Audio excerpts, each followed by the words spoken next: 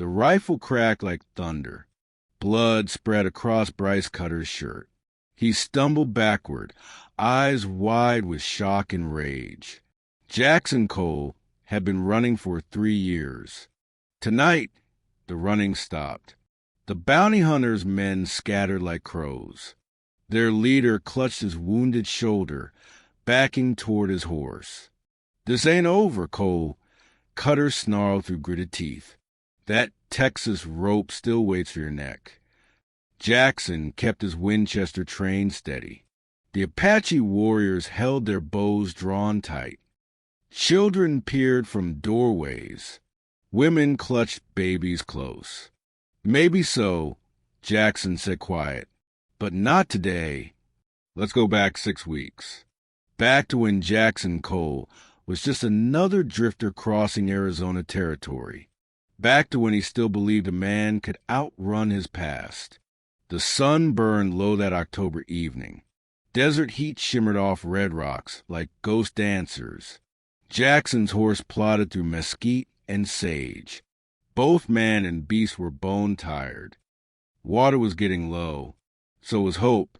Then came the scream, high and desperate, a woman's voice echoing off canyon walls. Jackson's blood turned cold. He'd heard that sound before. In the war. In the dark places where decent folk feared to tread. He spurred his mare toward the cry. Hooves clattered on stone. Dust rose in brown cloud behind him. Down in the dry creek bed, 2 trappers had cornered prey. The woman was Apache. Young. Pretty. Her dress was torn. Blood trickled from her lip. She held a skinning knife, but her hands shook. "Step away from her," Jackson called out. The trappers turned. Both were big men. Hard men. One laughed like a coyote. "Ain't your concern, stranger."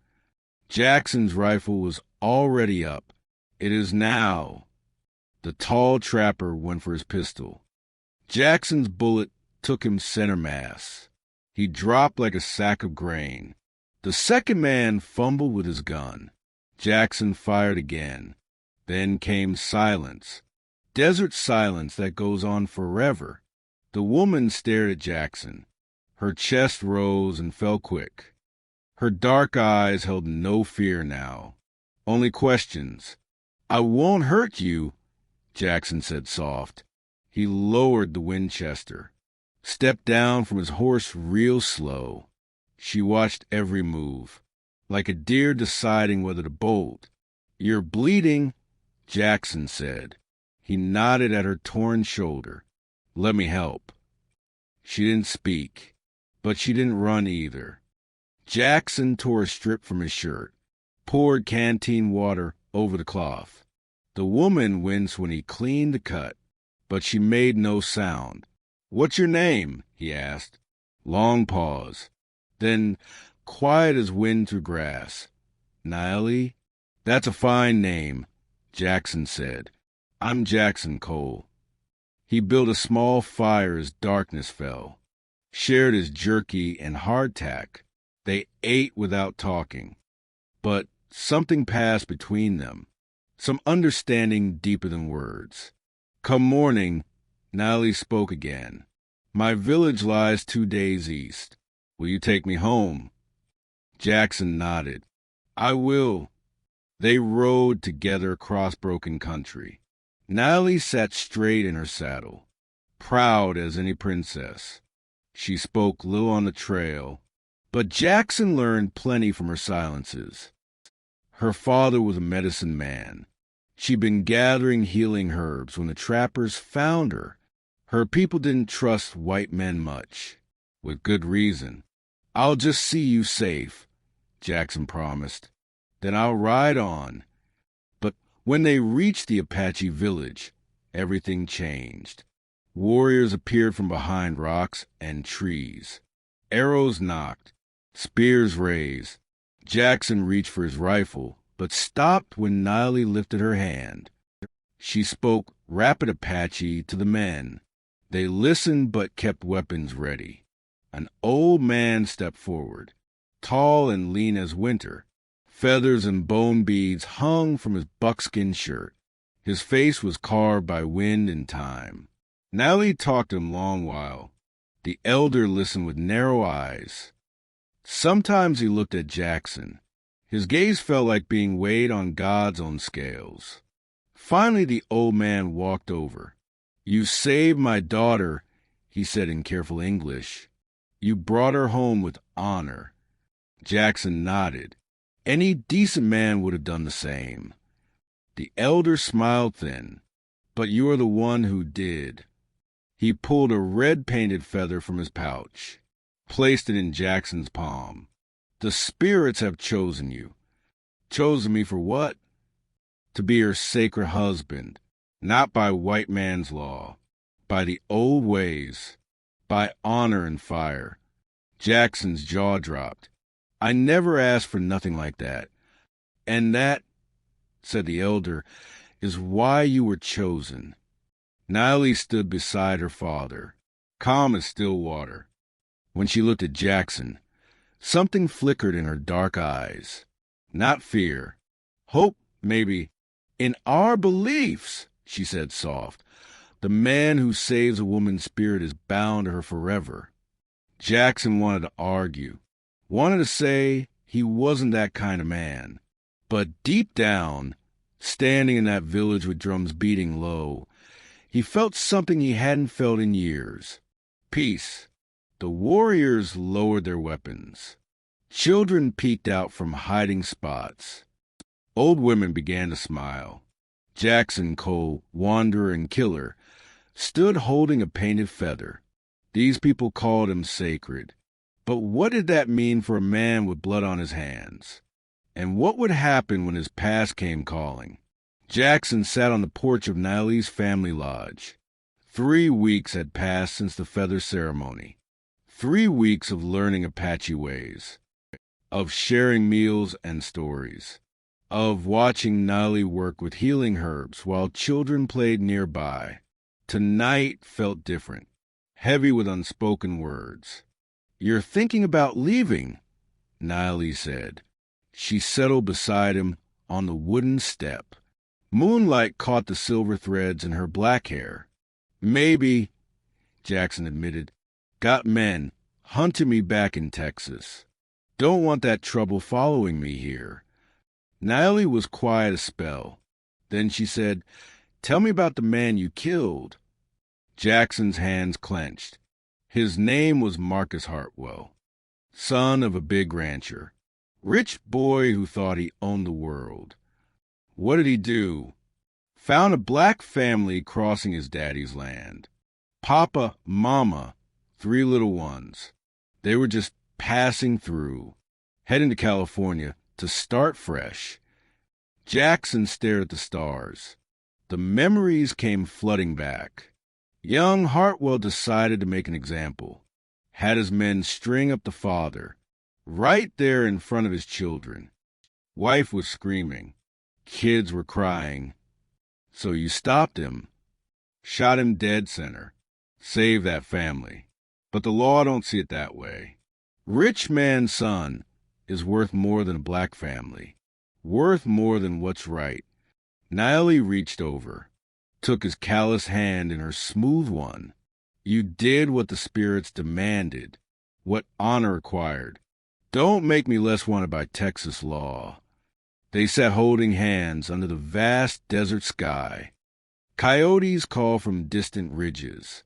The night wind carried sage and wood smoke. My grandmother used to say something, Natalie murmured.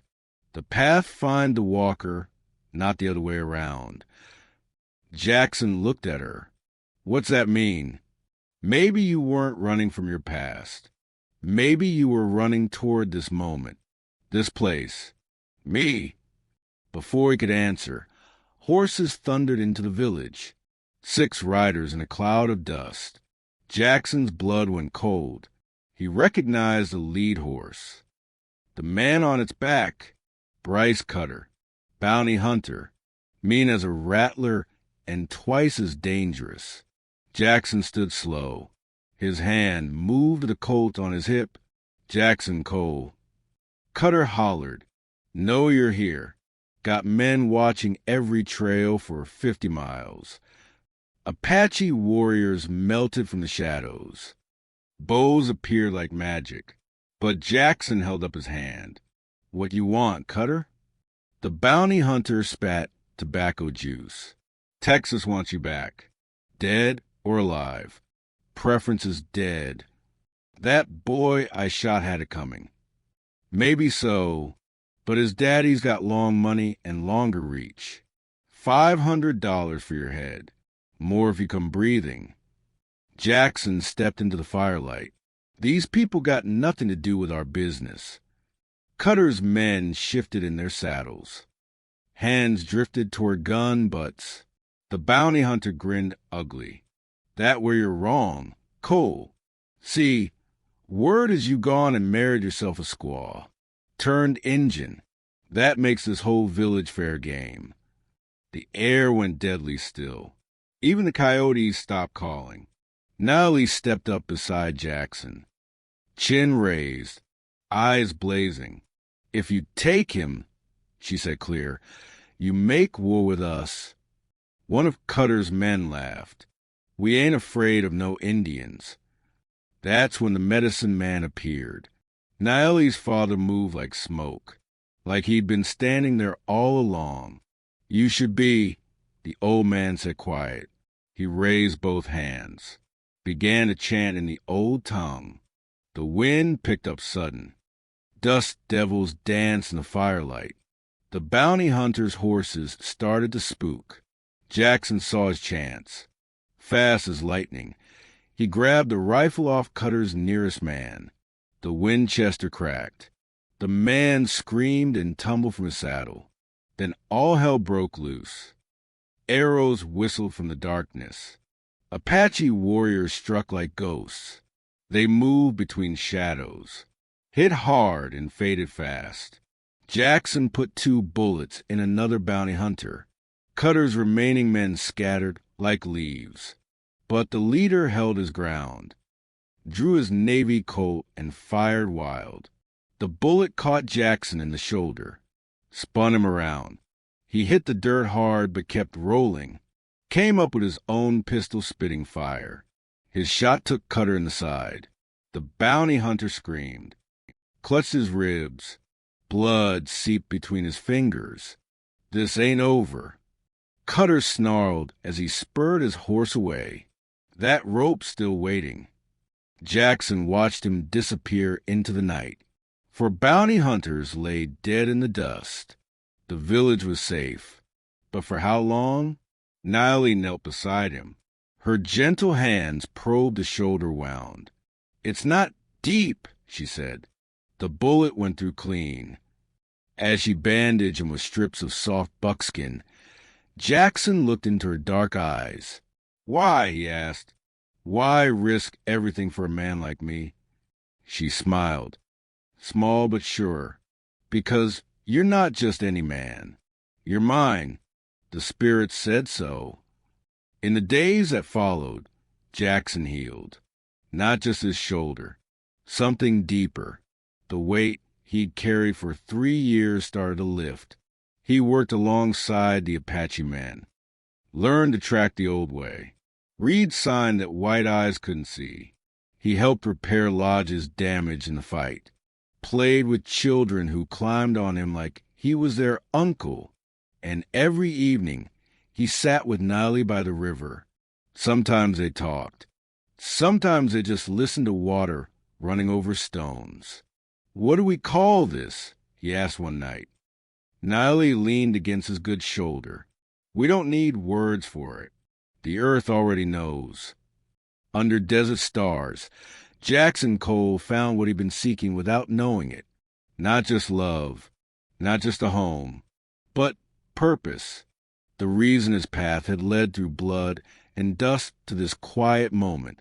The past would keep coming. Men like Cutter didn't give up easy. But Jackson wasn't running anymore. He'd found something worth fighting for, worth dying for if need be. a sacred bond written in starlight and sealed with blood, strong as the mountains, eternal as the desert wind.